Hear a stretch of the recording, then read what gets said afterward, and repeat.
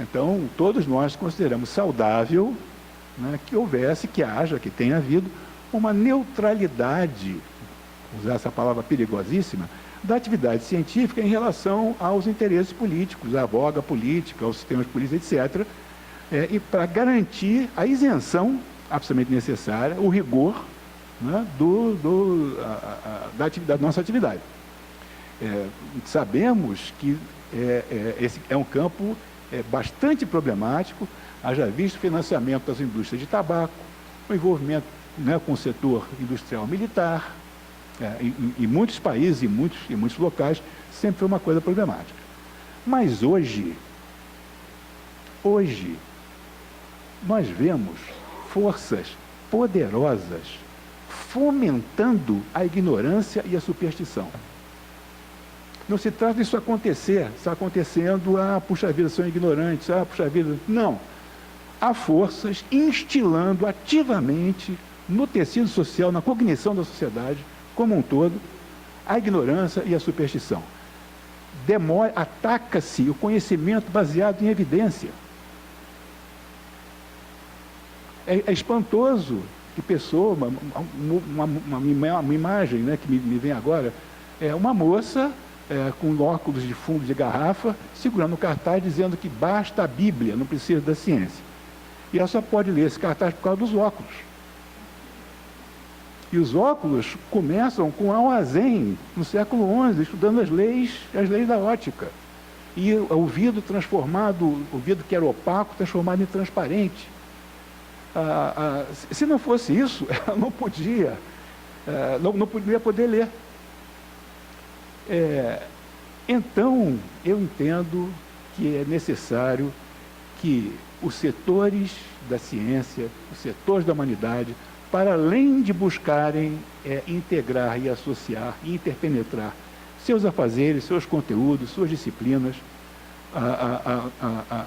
recriando uma unidade do pensamento que já vigorou. Entendo que isso é uma utopia, um ideal, não importa, mas é algo que nos dá uma diretriz, de um lado. De outro lado, afirmar, resistir, fomentar o mais radicalmente possível a educação pública, universal, gratuita, em todos os níveis, inclusive, principalmente, na universidade. Tem que ser uma defesa que a gente assuma claramente uma atitude política, para que possamos nos contrapor à atividade estritamente política de atacar e minar a prática da ciência. Não vejo como podemos nos posicionar eticamente se não for claro para nós que, enquanto pessoas, enquanto cidadãos, enquanto membros da instituição universitária, da instituição acadêmica, precisamos agir, precisamos nos posicionar, precisamos vocalizar claramente o nosso confronto com a treva. Não vejo outra possibilidade dos ideais humanistas, que todos nós, bem ou mal, compartilhamos, a afirmação do conhecimento, a afirmação da liberdade, a afirmação da tolerância e da gentileza, a afirmação da alegria. Não vejo como isso possa ser mantido se não houver esse confronto, se não houver esse combate. Entendo que é necessário que as instituições que têm a credibilidade que instituições acadêmicas têm, que têm a credibilidade que museus têm, que museus de ciência têm, nesse momento em que a gente tem que lamentar o desastre absoluto, infinito, inumerável, que foi a perda do Museu Nacional, nós entendemos que é necessário que instituições como o Museu Nacional, instituições como o Museu do Amanhã, como outras instituições acadêmicas que têm a credibilidade que têm, façam afirmações claras. A mudança climática existe, está fundamentada. Não é fake news, não é invenção, não é conspiração. É o que a melhor ciência disponível hoje pode nos dizer. 30% da biodiversidade, ou 40%, desapareceu no último século. Isso é evidência. É que nem você dizer, está chovendo ou não? Bota a mão para fora, se a mão sai molhada, está chovendo. Então, é necessário que nos engajemos nesta postura de defesa da educação pública fundamental e gratuita como fundamento da civilização que nós aspiramos por construir, e a vocalização, a afirmação claramente política, enquanto cientistas, enquanto pensadores, enquanto acadêmicos, em defesa da própria atividade da ciência, em defesa da própria civilização. Obrigado, desculpem o entusiasmo.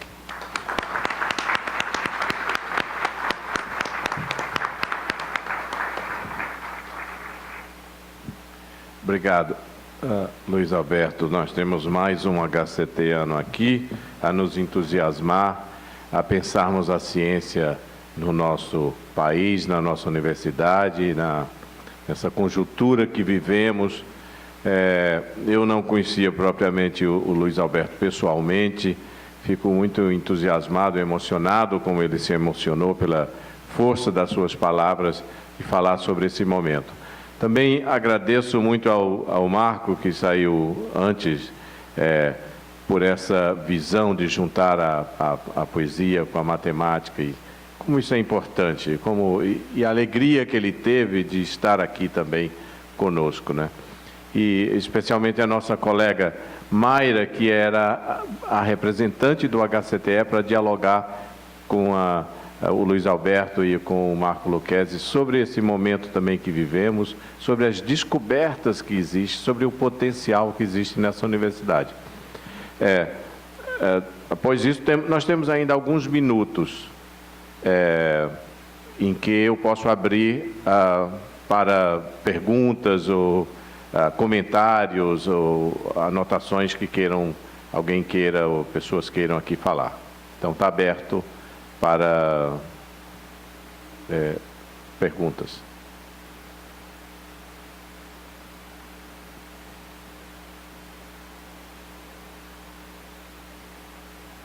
Bem, eu acho que... tem um aqui.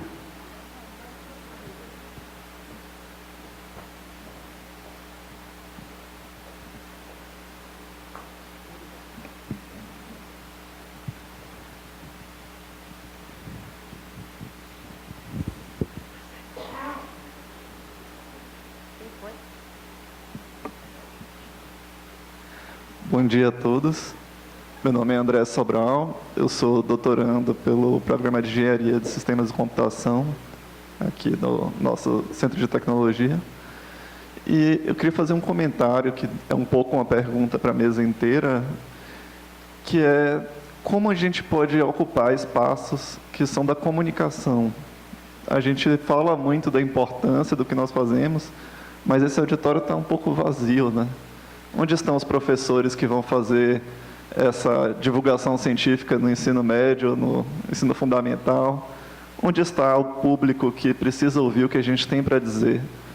Cadê o cientista na rede social, nos canais de comunicação da internet? Como é que a gente pode construir isso como uma base também da ciência? A universidade pública tem esses canais? A gente tem produzido essa divulgação científica?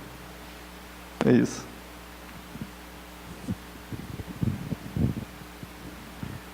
Obrigado. Essa pergunta é muito importante. Eu só quero fazer uma observação, depois eu passo para o Luiz Alberto e a Mayra.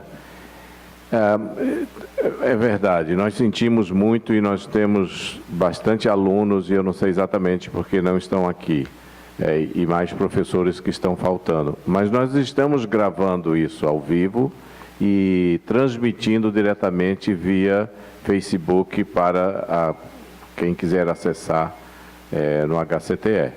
Mas isso tudo é verdade, é um dos aspectos que a gente sente que está acontecendo na nossa universidade, em outras universidades, que é como se fosse ainda não dispararam um alarme suficiente no meio de estudantes e professores desses vários temas e da necessidade que nós temos de acordarmos para essa conjuntura, mas também acordarmos para a esperança da ciência. Nós vivemos uns 20, 30 anos de uma desesperança em que a ciência é simplesmente um discurso que pode ser contestado em todo momento e que a finalidade da ciência é só um discurso autoritário e que se impõe sobre os demais discursos. Isso deixa as pessoas sem crença na necessidade fundamental de se pesquisar, de se ouvir, de se querer ver outras pessoas, ouvir outras pessoas falando, para aumentar a sua visão, a sua ampliação da ciência. Mas eu vou passar aqui para a Mayra e o Luiz Alberto para também comentar essa sua indagação.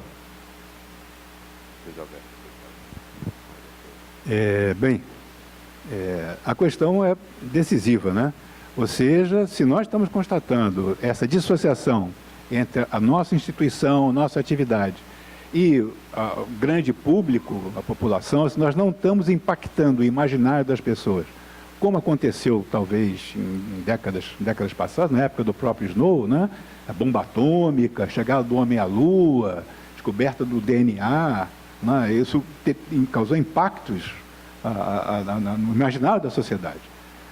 Se a gente está perdendo isso hoje, nós precisamos desenvolver meios de conseguir fazer com que a nossa atividade se capilarize e possa competir no mercado das atenções, é disso que se trata, né? Com essas outras forças que estão vendendo pacote de garrafa de água do Jordão benzida. Astrólogo como embaixador, essas coisas. Bem, deixamos de lado esse aspecto da comunicação da nossa atividade. Achávamos que simplesmente era assim, era natural. Estamos vendo que não é. Precisamos desenvolver os canais, os meios de fazer isso. Precisamos, por exemplo, eleger representantes, ter deputados, senadores, políticos que compreendam o que é a ciência, que defendam e afirmam as posições da ciência. Temos alguns, precisamos de muito mais. Precisamos que a comunidade, então, se engaje nesse sentido de, independente do partido que for, identificarmos quem são interlocutores, quem são porta-vozes, pelos quais as ideias da ciência vão se fazer vocais, né, junto com muitas outras que estão por aí. E, nesse momento que nós vivemos hoje, eu sou obrigado a recordar, tive a oportunidade de conviver com Oscar Niemeyer um tempo, e eu me lembro das muitas coisas que ele me ensinou, que ele me mostrou. A mais me marcou foi ele um dia, já centenário, né, com um olhar carregando um século de vida. Ele vira e diz: professor, me chama de professor. Professor, a luta é longa. Então, acho que a melhor coisa que eu posso dizer para você, para todos nós, a luta é longa. E é isso que nós precisamos nos dar conta.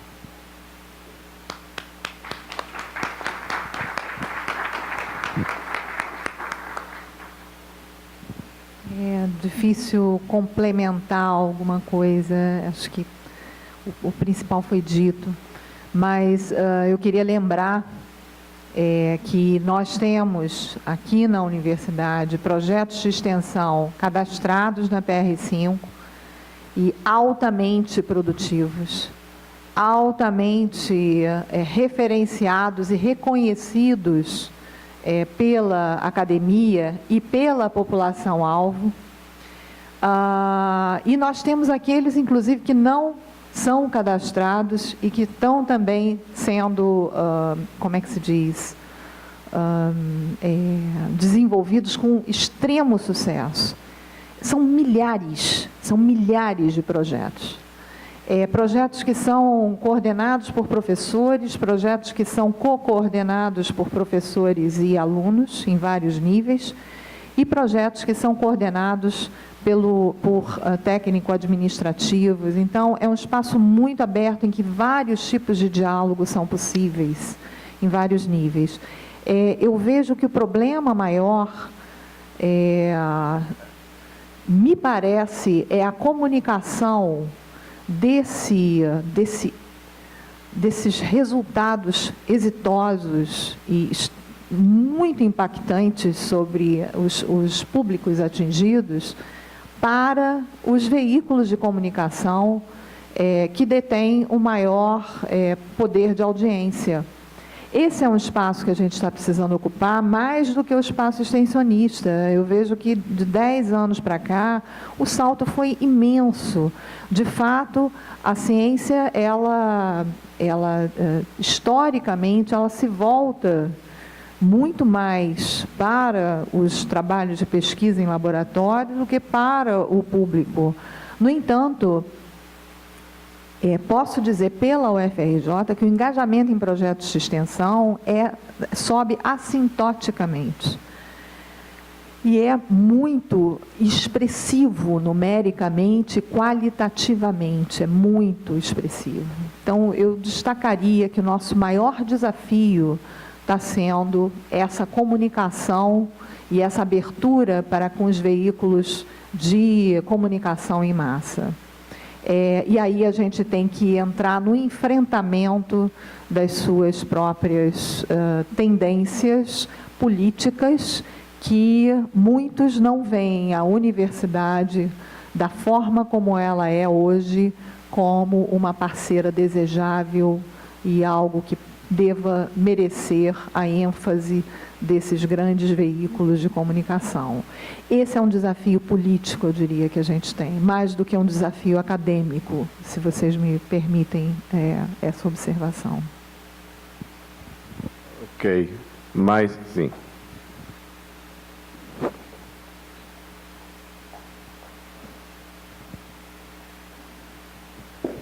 Sim, eu queria fazer um comentário respondendo à indagação do jovem lá atrás, onde estão os estudantes que desejaríamos que estivessem aqui, e também os professores. Eu sei onde estão. Eu sei onde estão pelo menos 50% deles. Eles estão com um aparelhinho retangular, mais ou menos desse tamanho, fazendo assim. É isso que eles estão fazendo. Porque não somente os seres humanos cometem suicídio, como foi lembrado pelo Luiz Alberto, mas também as ciências e as culturas cometem suicídio. E assim como na UERJ, professores correm quando ficam sabendo que tem um estudante que está prestes a pular. Vocês sabem que a UERJ é bastante alta, então tem um índice de suicídios importante. Eles correm para evitar o suicídio de algum jovem estudante desesperado. Eu acho que parte do papel da ciência e da tecnologia é também correr quando observam que ela está provocando suicídio na nossa civilização. Então, eu tenho pensado muito nessa questão do aparelhinho retangular, que faz com que grande número de jovens que poderiam estar aqui não estão. Eu tenho pensado muito nisso porque eu vejo os meus netos pequenininhos já começando com esse negócio. E então, creio que faz parte das nossas responsabilidades sociais, científicas, tecnológicas, evitar um uso abusivo desse aparelhinho que acaba provocando essas formas de suicídio que creio estão por trás da pergunta colocada pelo jovem ali atrás. Obrigado. Quem falou aí foi o professor Constantino Salles, físico da CBPF, que logo mais na próxima mesa estará conosco, a mesa dos olhares de fora, cientistas que estão conosco no Rio de Janeiro, que vieram de outros backgrounds pessoais ou acadêmicos e que depois se inseriram no Brasil e modificaram a paisagem brasileira ou foram modificados pela paisagem brasileira. Então vão dar esses depoimentos logo mais às 11h30. Obrigado, professor Constantino, por estar aqui. Mais alguma observação?